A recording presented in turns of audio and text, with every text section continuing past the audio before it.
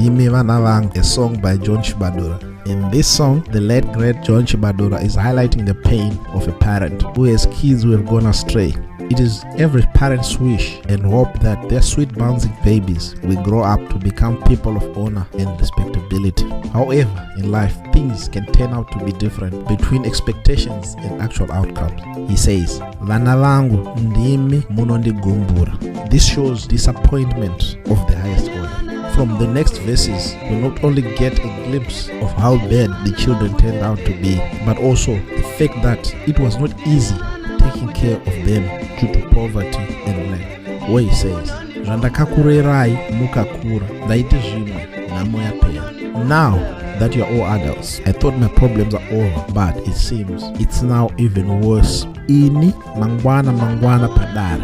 The parent here is saying, I'm now being summoned to the courts on a daily basis to witness my kids being arraigned for various misdemeanors, including theft, murder, and other social ills.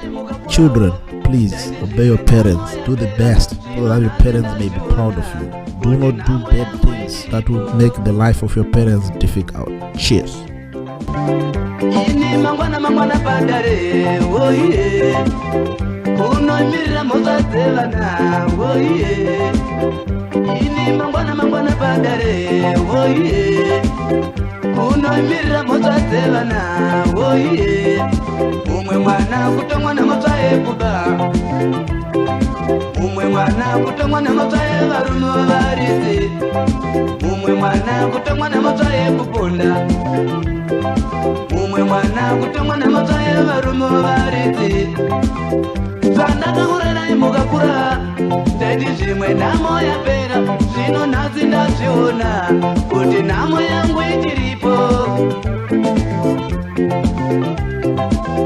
Zvandakakurerai mukakura, ndaiti zvimwe nhamo yapera. Zvino nhasi ndazviona kuti nhamo yangu ichiripo. Ndimi vana vangu, ndimi vana vangu chete. Ndimi vana vangu chete. Ndimi munondigumbura. Ndimi munondigumbura.